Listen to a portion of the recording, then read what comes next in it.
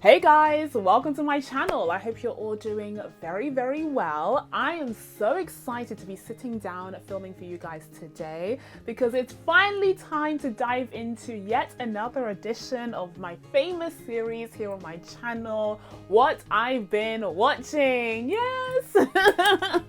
It's been a while since I've done a What I've Been Watching video. This is the series where I dive into multiple projects that I have been checking out over the last few months. I like to do this series when I haven't gotten a chance to review everything, but I still want to discuss some of these projects on my channel. So today we're going to be diving into all TV shows, and in a couple of weeks time I'm thinking of posting a follow-up with all films. But frankly, I've been watching more TV shows lately than I have films, especially after the hubbub of the final months of last year where I was trying to catch up on all of the releases from 2023. So now that I've already posted the Genie Awards and my best of 2023 video, both of which you can check out on my channel if you haven't already, and if you have, thank you. But now that's all out of the way, it's time to actually dive into some 2024 viewing, because I feel like I've still been discussing a lot of the 2023 releases, especially because it's awards season right now, even though we are knee deep in January at this point. So it's time to dive into what's been coming out as of late. So we have a lot of exciting shows to dive into for today's video. If that sounds fun to you, then be sure to stay tuned, and also be sure to give this video a thumbs up if you enjoy my What I've Been Watching series, and also be sure to comment down below and let me know what you guys have been watching, because this series is a great opportunity for me to catch up on what you guys have been enjoying lately. Now without further ado guys, let's dive into what I've been watching. So even though I said that I wanted to catch up on 2024 releases, the first series up is actually a 2023 release. Okay, but it came out in December. Okay, it came out late in the year, and that was the second season of Marvel's animated series What If. Now I dove into each episode of season 1 of What If a couple of years back, so if you want to hear my thoughts on those episodes you can do so. I think I have a playlist for it, so it'll be easy to find. But this time around they switched up the release strategy and they released all 9 episodes of season 2 in late December on a daily basis. I feel like Disney Plus is really trying to figure out how to generate hype and interest in their new releases, especially the IP related releases, and so they're figuring things out and trying different things, including trying different release strategies. And in the case of the daily drops, I just feel like they got lost. They got lost in the sauce, they got lost in the holiday hype, and I don't really know anyone who was like keeping up with the daily schedule. Me personally, okay, I only realized that the episodes had dropped about 3 episodes in and then I caught up to those 3 episodes, and then I kind of forgot about it again, and then I drifted away, and then I caught up the following week with, you know, all of the episodes pretty much. So my viewing of season 2 of What If was very sporadic. I didn't stick to the schedule that they recommended, and honestly with the way that the episodes have been written and created, you don't really get that urgency to check out the next episode in the next day, because it is such an anthological series where the episodes tend to stand alone. Overall I feel like it would have been pretty much the same effect if we had gotten our weekly dose of Marvel animation and then just kind of dipped out, as opposed to doing it every single day. And another reason why What If season 2 didn't garner the amount of hype that it could have is because a lot of the stories felt like they were really like holding back. I still think that What If hasn't quite met its potential as a series. I think it's bizarre because the whole premise of What If is that you can create these imaginary worlds in the multiverse, and you can explore these little snippets of, you know, different characters and different versions of our favorite characters, also introducing new characters, which this season did do, and we'll talk about in a second. But the possibilities are literally endless when it comes to What If, and I feel like there's still a lot of restraint there, which is very bizarre. There were some episodes that showed how endless those possibilities were and gave us a sneak peek on, you know, what we could get if they really let their imaginations run wild. But then there were other episodes that were like, you know, what if Happy was a purple Hulk? And like, Okay, but do you know what I mean? Like, fine, I guess. And then you have the first episode, the premiere of season 2, where you have Nebula in this like neo-noir style reality where she's this detective working for the Nova Corps, but it turns out that not all is what it seems, you know. And I think that was an interesting premise. Again, like, we're diving into not just a completely different version of one of our favorite characters, but also a different version of the Nova Corps, of that world, and also a different genre. Like, they were messing around with genres a little bit and animation styles, just keeping it interesting. So I liked that introduction into season 2, and it gave me the sense that they were gonna really go for it when it came to, you know, using their imaginations to create these what if scenarios. But unfortunately, some of the episodes were better at doing so than others. So when it comes to my favorites in What If season 2, it would be the ones that really, like I said, went there when it came to imagination and exploration of different worlds and different characters. So like I said, I really enjoyed the premiere episode, What If Nebula joined the Nova Corps. That was really fun.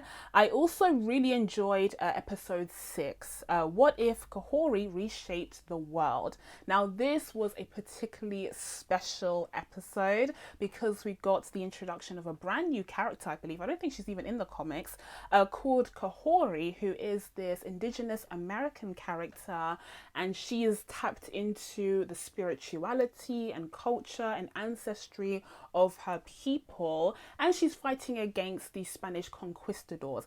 I am if you know me, if you know me, then you know I'm always gonna be on the side, okay, of someone fighting against conquistadors. Someone fighting against colonialization, please. Okay, as a Congolese person, I'm always gonna be on the side of someone fighting against colonization. So when I saw Kahori take down those conquistadors, when I saw her take down Queen Isabella, I said, absolutely, that's my sister.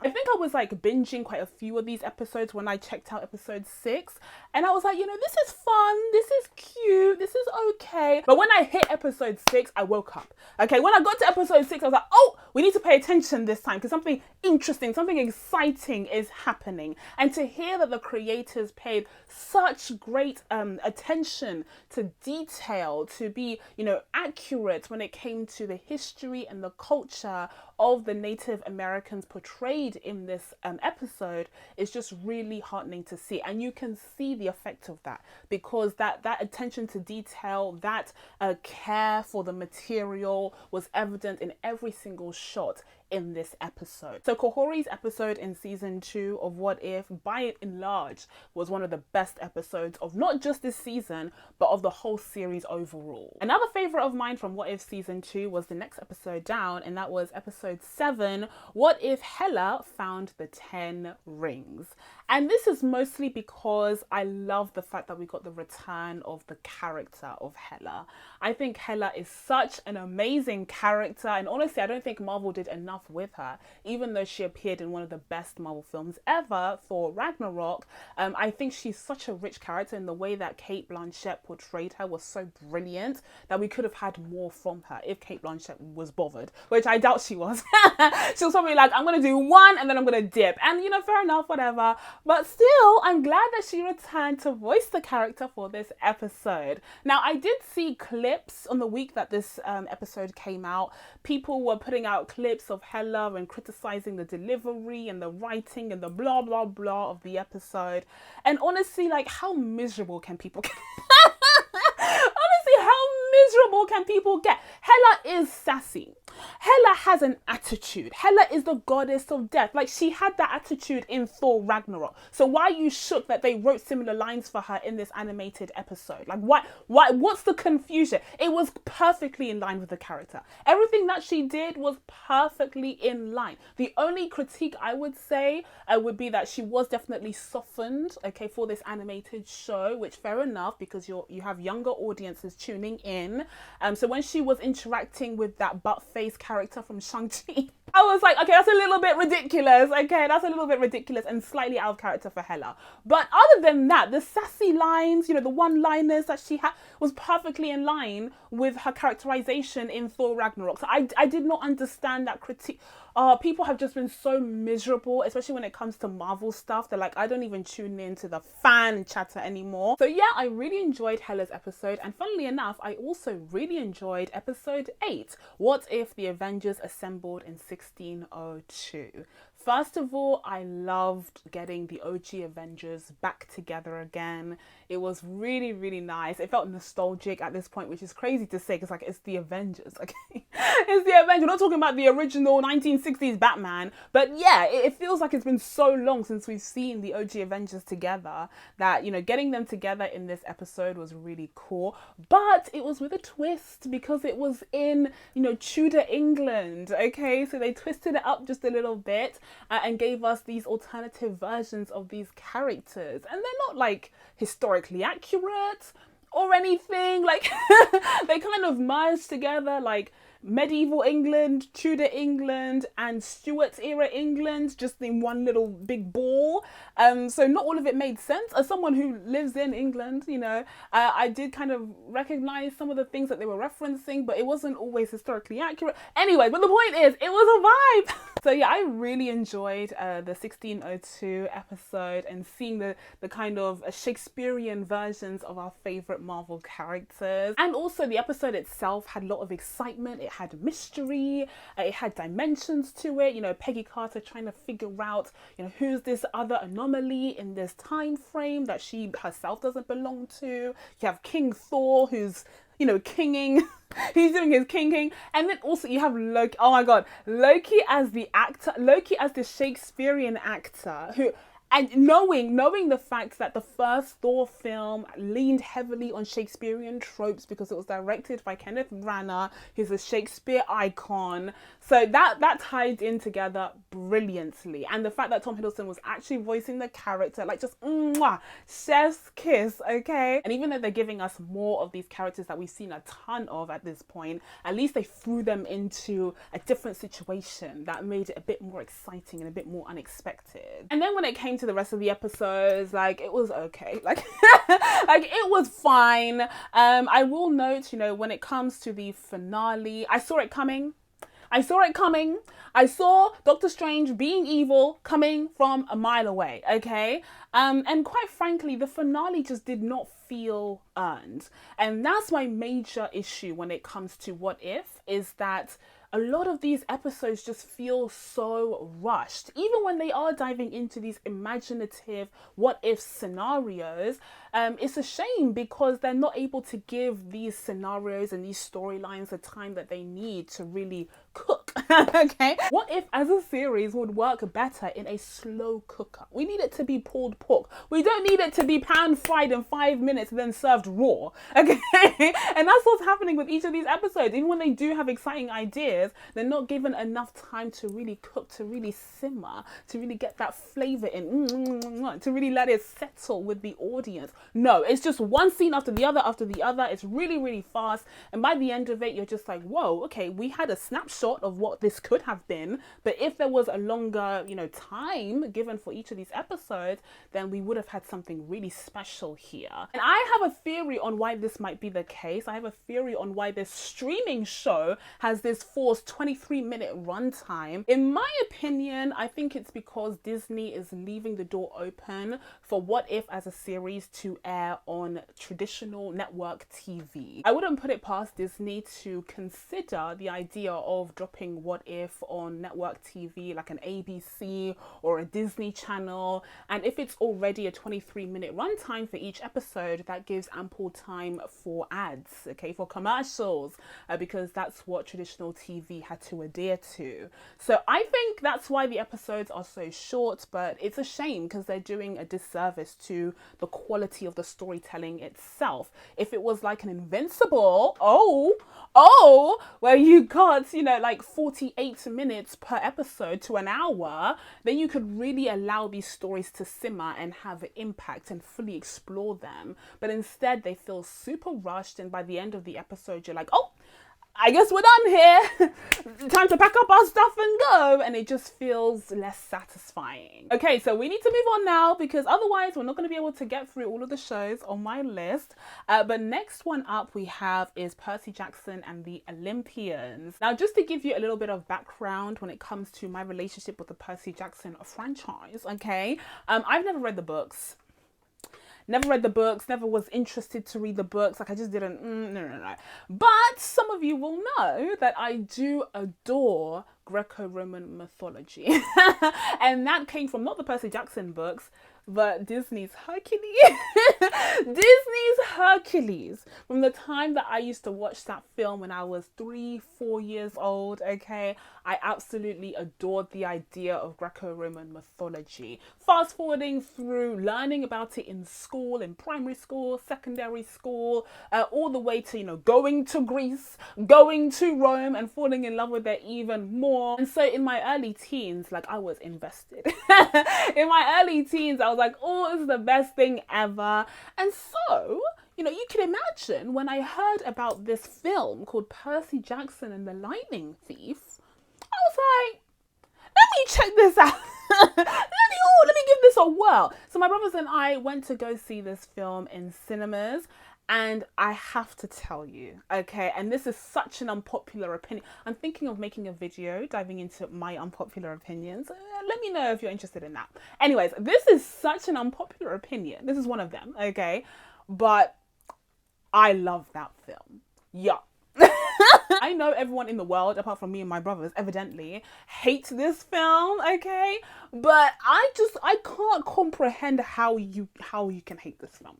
I don't that seems really mean-spirited to me. Now, I know about one group that hates this film, and that's the book readers. And that's why I prefaced this whole section by saying that I've never read the books, okay? I know the book readers hate this film because it's not faithful to the books and the characters are too old and something, blah, blah, blah.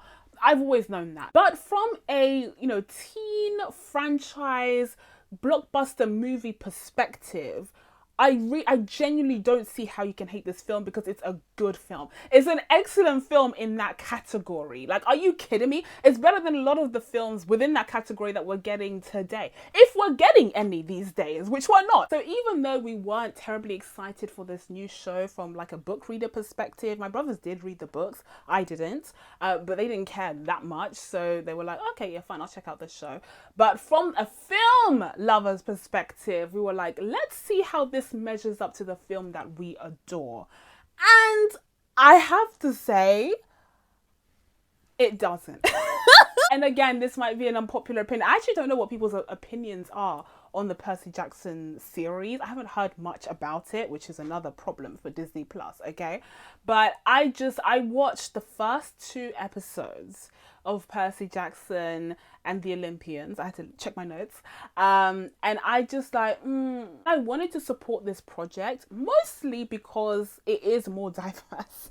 If I'm being honest, other than that, I wouldn't have cared because I love the film so much, but it is more diverse and it is geared towards a younger audience. So I was like, okay, let's support this thing. But I watched the first 2 episodes and I was like, first of all, the first 2 episodes had so many similarities to the film that I was like, well, why were people criticizing the film so much? Clearly, if this series is supposed to be more book accurate, then the film wasn't that far off. What were these critiques, okay? Second of all, the camp. I really hate Me and my brother were laughing about this, but when Percy gets to camp and we see that they're all wearing these plain t-shirts with these cheap designs on the front, I was like, man, they didn't even... The costume, where is the costume department? The costume department did not even try. And also the CGI was better. You have the Minotaur, which is one of the monsters at the beginning of the film and the show. And it pretty much looked identical, if not slightly better than the CGI rendering of the Minotaur on the show, which is shocking because the film is over 10 years old. So what happened there? And speaking of CGI, you had Pierce Brosnan portraying Chiron in the film, and he is this, half man, half horse creature. And in the series, he's portrayed by Glyn Turman, who I'm a huge fan of. But I really do not like how they again rendered and designed this character on the show. His horse body is just too big and the human part of him is too small. I think they tried to do it to scale and it just did not work, so it looks ridiculous, it looks absurd. Whereas in the film they made the horse body slightly smaller so that the human part of Chiron doesn't look absurd and ridiculous. So it's stuff like that where I'm like, this isn't even an improvement on the film, but whatever. I also didn't love the way that Annabeth and Percy interacted at first. I didn't love the fact that Annabeth wasn't given an opportunity to show just how ruthless she is, because everyone kept talking about how she's the daughter of the goddess Athena, and Athena is the goddess of, you know, wisdom and battle strategy, so she's a big deal. But we don't actually get to see any of that during their Find the Flag game that they have at the beginning, which was also present in the film. But this time around, you just have Annabeth kind of following Percy around and being like, I know what you are, ooh. And then she disappears in the background, literally, because she has an invisibility cap that, you know, keeps her away from the game for the rest of the time. And then she comes back out of nowhere and is like, I knew you could do it, even though Percy is literally barely holding on for dear life. And then she pushes him into the she pushed him into the water and was like, let me see something here. And then he gets chosen, like literally like a character from a video game. He has this thing that says that he's been chosen by Poseidon. Like that's how they reveal he's the son of Poseidon. Oh, I hated it so much. You know what? I might actually do a versus video. Like I used to do that versus series where I would compare two pieces of media that were similar but different. I might do that for the Percy Jackson series and film, because I feel like I'm the only person in the world who absolutely loved the film and really was disappointed by the series. So like that might be necessary. So yeah, I could go on and on about the differences between the film and the TV show and why the film is still superior. But maybe I'll leave that for a video, like I said. And you might be sitting there thinking, Jean, you are actually ridiculous. And you are misremembering the Percy Jackson film. But no, okay, because I'll have you know that after watching the first 2 episodes of Percy Jackson, me and my brother went back. We went back and watched the film once again, okay? And it was still as good as we remembered it. It was still as good. It was better than the series, okay? It was better than what we saw of the series. Now, at this point, I've watched 4 episodes of this show, so I'm pretty knee deep in. Like, actually, I've done some homework here. And let me tell you, I still have yet to see anything that's better than what I loved about the film. So I do think this could warrant its own video. If any of you guys are interested in that, let me know. And lastly, before we dive into another show, I did just want to touch on the cast. Now, this is tricky because they're kids, okay? I don't want to be bullying. I don't want to be on the internet bullying kids, okay? Unlike some people on this internet.com, okay? So I don't want to, you know, harp on about it too much. But let's just say that I preferred the older cast in the film. I don't care that the books are about 10-year-olds or 12-year-olds or whatever. I think it's odd. I think it's strange that they're so young. Because I feel like with the older actors in the film, you are really able to feel the stakes and the tension of this mission. You know, trying to figure out who was the lightning thief. It felt like a life or death mission. And they were really able to go there with the violence, with the horror aspects, with the imagery, with the themes as well, especially in Vegas. Like, I just feel like they went further in the film, and you can do that with these older characters. But in the series, everything just feels so kidified. And I'm like, this is what people wanted? Like, I don't get it. Especially because these readers, the readers of the original books in like the early 20-teens, are older now. So like, why are they advocating for the characters to be younger? Like, I don't understand that. I don't understand it if like the modern days, like contemporary 10-year-olds are campaigning hard for Percy Jackson and co to be younger, to be roughly their age. Okay, fine. I understand that perfectly. But the fact that like a lot of these guys are my age now, okay, in their 20s, and they're still like, oh, it wasn't book accurate, they should have been younger, blah, blah, blah. Like, why do you want young kids running around with Hades, like going into hell? Like, why? Like, why do you want that? It's like, I don't understand it. So yeah, everything is kind of kidified, which I don't love. And also, I'm sorry to say, I really wanted to enjoy this, okay? But I don't like the cast. I'm sorry. My nieces and nephews, like, I don't like them. And it's so rare for me to not like a performance. The last time I didn't like a young person's performance was Catherine Newton in Quantumania. I'm especially not the biggest fan of Walker Scobell as Percy Jackson. I'm sorry, but I think he lacks charisma. He's not giving me star power. He's not giving me razzle dazzle. He's not giving me Logan Lerman. I'm sorry. Oh, I'm sorry, okay? And I feel bad again because I don't want to be bullying kids. I'm sorry, but I just think he's so lackluster. And like, his reactions aren't reactoring, you know? Honestly, the main trio are just not my favorites. I'm so sorry to say. Like, I hate to say it, I really do. But they just don't pop, and the line deliveries are just kind of flat and bland. And it's weird as well because I remember seeing Walker Schofield in that Ryan Reynolds film and he was better there. So I'm convinced it has something to do with directing as well and like production and something, okay? But I just think that the characters are not popping the way that the trio did in the film. Again, I have a bias, blah, blah, blah, but that's just my take on it. I'm sorry. So yeah, when it comes to Percy Jackson and the Olympians, so far from what I've seen, I have been a little bit disappointed. And like I said, I'm 4 episodes in. I did watch the Medusa episode, which was so far inferior to the scene that we got in the film with Uma Thurman and Logan Lerman's Percy Jackson trying to figure things out with the iPod. Like, there was none of that ingenuity. There was none of that craftiness. There was none of that tension in that episode. Like, I don't understand. Like, this has a higher IMDb rating and everything. I don't get it. Like, I don't... Anywho, listen, we need to move on. We need to move on to the next series on the list, which incidentally is also a Disney Plus show. This time we're turning back to Marvel with their Spotlight series. And of course, we have Echo. Echo is the spin-off series from Hawkeye a couple of years back. We were first introduced to this character, Maya Lopez, portrayed by Alaqua Cox, who is an incredible, amazing addition to the Marvel roster. And as much as I really enjoyed the character in the Hawkeye series, I feel like we could have gotten more from her.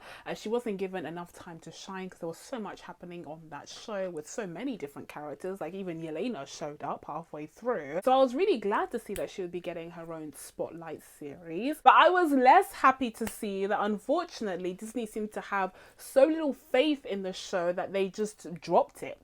Literally just haphazardly dropped it on the platform all at once, all 5 episodes in one single day. That to me is really disappointing. If it was Netflix we were talking about, then that would be, you know, fine, predictable, because they often still adhere to their binge model, so we're used to that from Netflix. But the fact that it was Disney Plus, who usually does a weekly release schedule, it was really jarring. And I think it showed a lack of faith in the show, and it made it seem like it was going to be worse than it actually was, because spoiler alert, I actually really enjoyed Echo. I really enjoyed this show. But the fact that Disney treated it like it was gonna bomb like an early January action flick starring Liam Neeson, I think is appalling. I think is insulting, quite frankly, because it ended up being way, way better than I thought, and it definitely deserved better from the company. When it comes to the premise of the Echo series, it follows on from the end of Hawkeye, where Maya ended up shooting Kingpin after she found out that he played an instrumental role in the death of her father. Now, Maya and Kingpin have this really interesting relationship where he was kind of like her uncle, but really her substitute father figure after the death of her father. So he was acting like he had her best interest at heart, like he loved her like a true father would, and really treated her like one of his own. But in reality, he was harboring this dark secret, which was that he was her father's killer. Kingpin is such such a joker. But yeah, he killed her father. He left that little detail out. And so, of course, she grew up thinking he was, you know, this magical father figure who would always protect her, always look out for her, and she could always trust him. And he basically conditioned her or groomed her into believing all of these things in order for her to become an integral part of his organization and operations in New York, essentially creating a soldier, a child soldier out of Maya. And she was incredibly loyal to him. She followed everything that he said. And we get glimpses of how this relationship developed, especially in the first episode, but also, you know, later down the line. It's just a really heartbreaking kind of origin story for this character. And once again, I really can't hammer home enough how compelling I found this relationship to be in this series. I think it was the most compelling part by far. Literally, like, I was a fan, okay, but this was the good stuff, okay. The drama between Maya and Kingpin, okay. Vincent D'Onofrio's, we'll talk about it, okay. But that situation was so compelling. It was a different kind of relationship that we haven't seen before. It was kind of what Ego, the Living Planet, wanted to do to Peter Quill, okay. But of course, you know, Yondu didn't end up taking him back to Ego, so that never manifested. But that's essentially what happened to Maya down here on Earth. You know, she was groomed, okay. She was programmed into becoming this foot soldier for Kingpin and becoming this huge role in his operations. And it was all because he had instilled a sense of trust and love and respect in her that led to undying loyalty. Now, throughout the series, you also see how Maya was very angry at the world when she was younger, after her father died. You get that incredible scene where she just wanted to get an ice cream. Sis just wanted to get an ice cream as a little girl, and the ice cream vendor was rude to her, was giving her a side eye, looking at her in a weird, different kind of way. And she was just so sad and dejected and rejected. She just wanted a freaking ice cream, my guy. And so, of course, when she walks back to Kingpin's limo, and, you know, he opens the door, he sees that she's upset, and he's like, hold on, I'll be right back. And he gets out of the car, just beats on this guy.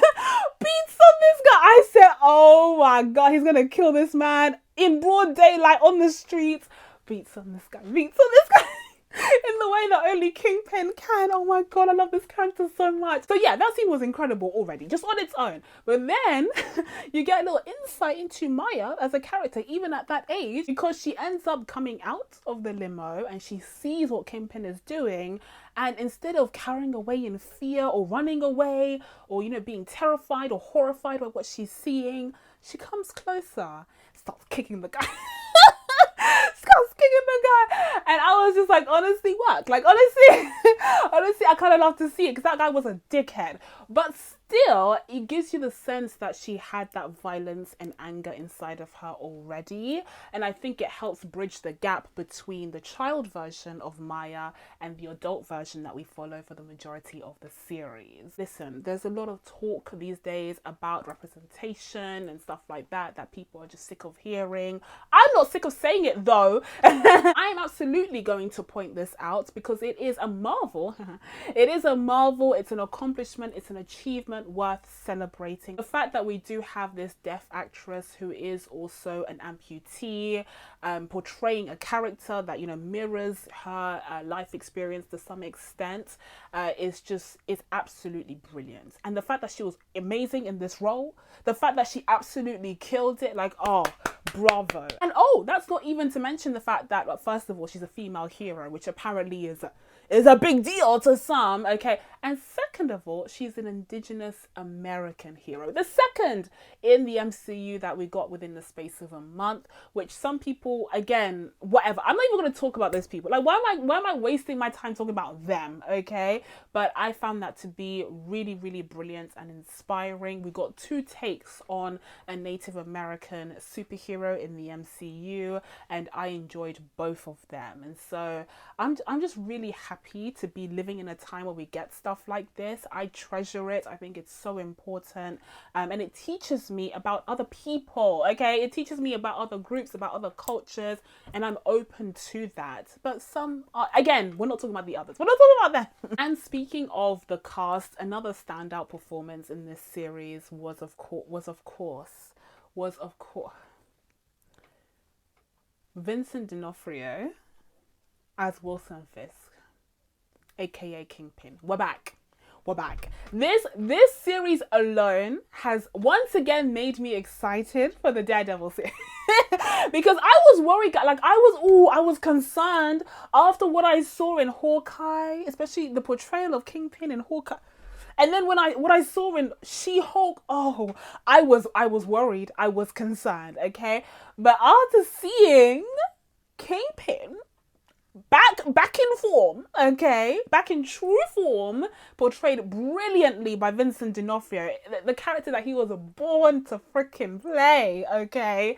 After seeing how amazing he was, how intimidating, how manipulative, how violent. By the way, this was like a mature series for once, okay, on Disney Plus, and it made all the difference. It made all the difference for those action sequences. I'm so glad that they went there. But seeing how violent Kingpin was, we're so back. We're so back. Like, I'm so happy we're so back. So yeah, I'm so excited for Daredevil now. Like, I did hear that they recently potentially decided to reduce the number of episodes from 18 to God knows what. I think they're following the Netflix formula now, which, fine. As long as the episodes are good, quite frankly. As long as it's, again, a mature show. Don't give me that PG-13 Daredevil crap. I don't want that, okay? As long as it's a mature show, okay? And as long as it's well written, it has purpose, it has me, like, come on, okay? Ideally, they would have just brought back the Netflix folks and just continued on from where they left off there, but they don't want to pay them residuals. They don't want to pay them money, and so we're left with a whole new team, which is the 5th team out of all of the teams that they've tried this with, but whatever. Listen, I still have hope because Echo gave me hope. She did that, okay? And I would be so excited to see more of Echo appearing in this new Daredevil series. And I would want to see more of her than we got of Daredevil in this show. Because Daredevil in this show was nothing but a glorified cameo, okay? Full of empty promises. So I would like to see more of her in the Daredevil series than what we got of him here. But in the meantime, we have the rest of Echo to go through. And overall, like I said, I think the most compelling part was that relationship with Kingpin.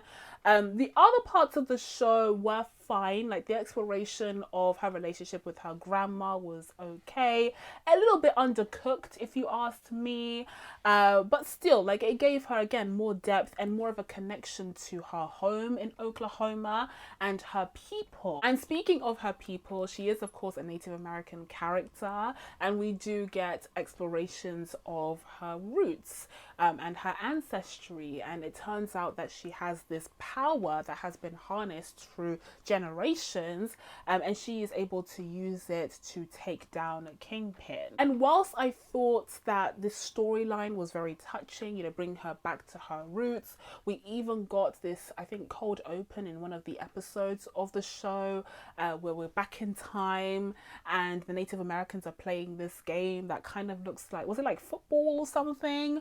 But just showing how this like female ancestor was able to harness this power and use it to her benefit. And then we fast forward a bit later in time where another woman was able to use it against, I think, colonizers or something. Again, like, we're taking down the colonizers one by one. I love to see it. Anyways, and then we find out that her grandmother was also able to harness that power and heal herself when she almost died during childbirth. And so her mother had that healing ability. So I thought that was really touching and really nice through line to explore her Native American roots. But however, I just think the way that it was portrayed was a little bit cheesy. It was a little bit cringe, a little bit cheesy. And I get it. I get what they were going for. Like, it was supposed to be empowering and a sign of her being, you know, in touch with her roots, in touch with her people. But the way that it was executed visually was just a little bit like, it was a little bit cringe, if I'm being honest, you know, in my opinion. And that was even before I saw the finale. The finale was super cringe. The finale was super corny, as the Americans would say. So yeah, I think thematically I appreciated the exploration of her ties to her people and her culture, but in terms of execution, I just don't think it was the best. I think we could have done it in a cooler way, because Echo is such a cool, grounded character, and so it just felt like a bit of a mishmash when it came to some of that fantastical imagery. It worked in What If, but What If is an animated series, and the whole episode had a kind of fantastical flavor to it, so Nahori as a character just fit right in. Whereas here in Echo, everything else is just so grounded and so gritty and realistic that, you know, when you have these more fantastical spiritual sequences, you have to tackle it in a way that doesn't feel as corny and as, you know, cheesy as it did in especially the season finale of the show. And also, aside from how cheesy that ending felt,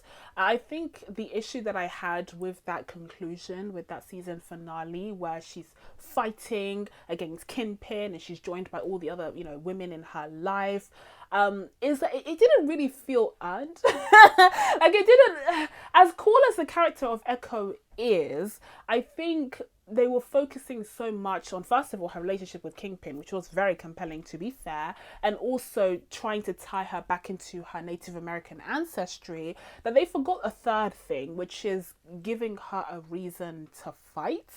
She doesn't actually, she doesn't have a reason to be a hero. Like, what's her motivation as a hero? She doesn't have one. She doesn't have one. She's this anti-hero who used to work for Kingpin, and then she found out that he killed her dad, and so she's on a revenge mission. Fine. But that doesn't make her a hero. So, like, at the end, when they tried to give her a superhero costume and tried to give her superhero powers from her ancestors, it's like, okay, cool, but, like, her motives aren't very heroic. She just wants revenge. She just wants revenge against Kingpin for killing her father, and she was even weighing up the options of being Queenpin for a second there. So, like, she's not a fully reformed character, and she's not a whole hero quite yet. And so that celebration of heroics and the powers from her ancestors that she gained at the end of the season just felt a little bit unearned to me when you follow the character's arc. And this, of course, could have been fixed had there been more episodes. Once again, we have yet another Marvel series that just feels too short. Literally too short. And if they had beefed up her motivation as a hero, given her something to fight for, like if she was actually fighting for her people against Kingpin, maybe he's trying to encroach on her land and, you know, take over local businesses, some of which we see throughout the season. Like, if that was part of her motivation to stop him from growing his empire and encroaching on the land of the Native Americans, then it would make sense that she would tap into her, you know, the powers of her ancestors in order to fight against him. But the fact that she was essentially fighting against him because she wanted revenge for her father, and also he had kidnapped her grandma and her friend because she refused to join his empire, it just wasn't enough of a heroic motive for the character, in my opinion. What do you guys think? And finally, for today's video, the last series that we're going to be diving into is none other than Ted! The Ted prequel series that recently dropped on Peacock. Now, when I heard that they were making a Ted prequel series, I, like many people, I suspect, just kind of like groaned and rolled my eyes, because I really enjoyed the original films, both of them. I think it's one of the rare occasions where, you know, the sequel was pretty decent. It was actually pretty enjoyable, especially for a comedy. That's super rare. Okay, so from what I can remember, the Ted sequel was pretty good, but the original film was one of my favorite comedies ever back in the day. So even though I haven't revisited it in a while, I was very much familiar with the flavor of comedy that we get from the Ted franchise. franchise.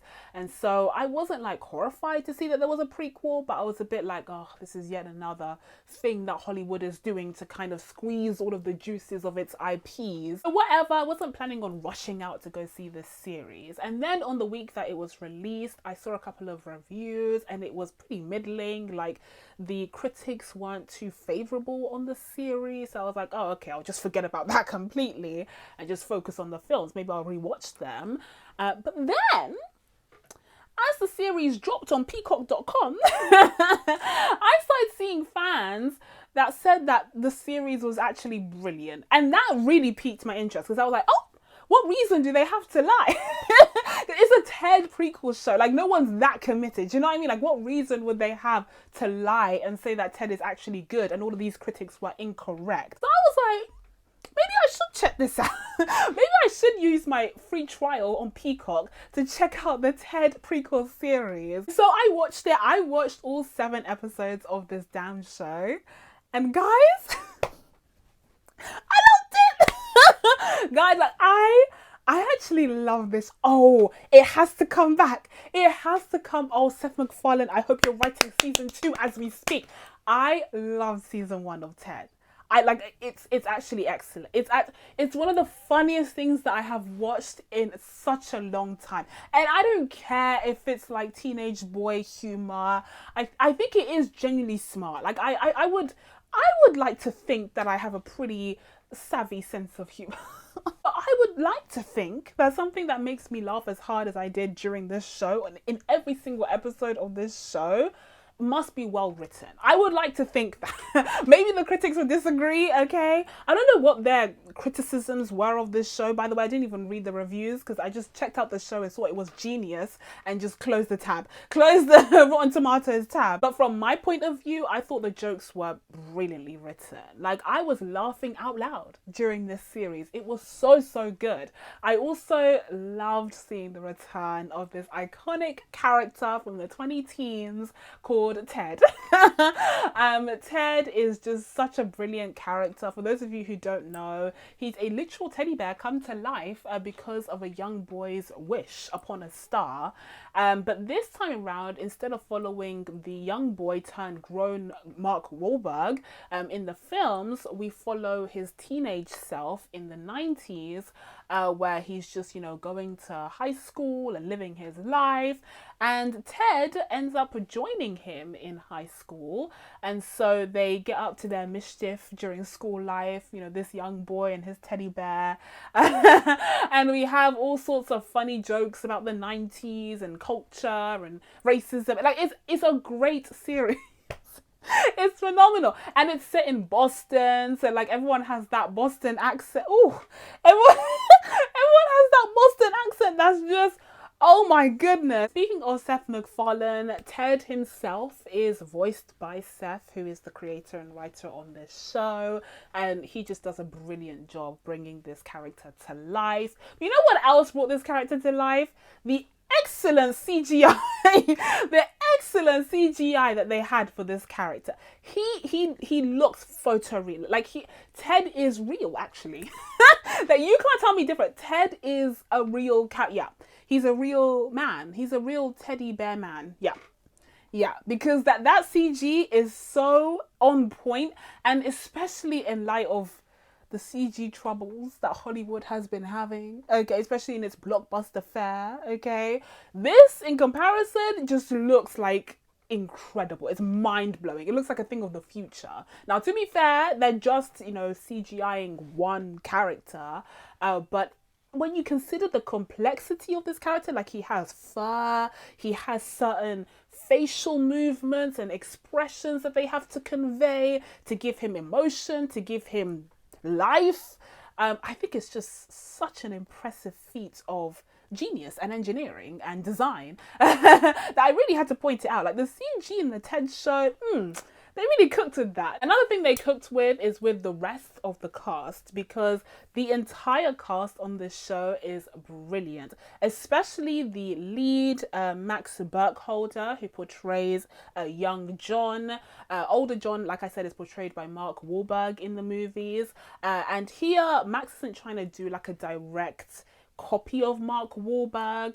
I even forgot that Mark Wahlberg was supposed to be the adult version of this character because I much preferred this younger version in the end. I do think he does a brilliant job of portraying this teenage Bostonite living in the 90s with his thick Boston accent, and I actually had to look it up because I was like, is he a native? Because he sounds legit to me, okay, as does Seth MacFarlane, but no, he's from California. He's from California, and so like my guy did his homework, and honestly it's to be expected because he's a Harvard graduate. Look this kid up, and also he's not a kid, he's 26 years old, but anywho, but he did such a brilliant job with this role, and like I said, Seth MacFarlane, you get to writing season 2 because I'm looking forward to seeing him on our screens again. I also really loved Georgia Wingham, who portrays Blair, who is Max's cousin, and she's living with their family because her family is too effed up to be staying with. She's an amazing character. She's like this personification of leftist Twitter. Except she's alive in the 90s and she's trying to get her point across during this time, and it's like, oh, sis, you're fighting a losing battle here, but she keeps fighting. She's fighting the good fight. Parents on the show who are portrayed by Alana Ubach, who is amazing as Susan Bennett, this like very demure and very submissive traditional housewife who is at the beck and call of her horrible oaf of a husband who's portrayed by Scott Grimes. But yeah, Matty sucks. Like, he's this like Vietnam War veteran who is just very brash, very non-PC. He doesn't give a crap, okay? And he has, again, that thick Boston accent. That thick Boston accent that makes everything he says sound 10 times more atrocious. But yeah, those two are incredible. They're comedic gold as well. Like, the whole cast is just absolutely perfect on this show, and they complement the character of Ted so well that even though Ted on his own is hilarious, everyone is chipping in with these one-liners and you're never left feeling bored. It was just such a welcome callback to comedies, to sitcoms that we used to see more of decades before. And I think a lot of the people that have been crying, complaining about how The Bear, which has dominated every single comedy category for every single award, isn't really a comedy. Those people need to check out this Ted series because it's more of a straight up comedy, and it might make them feel a little bit better about the state of comedy in Hollywood nowadays. But that's it from me, guys. Now that I told you guys my thoughts on some of the shows that I have been watching, it's time for you guys to let me know what you've been watching, what you think of these shows, you checked any of them out, and what you recommend I check out down in the comments below. Please be sure to subscribe to catch new videos coming up. Thank you guys so much for watching. I really appreciate it, and I'll see you in the next one. Bye.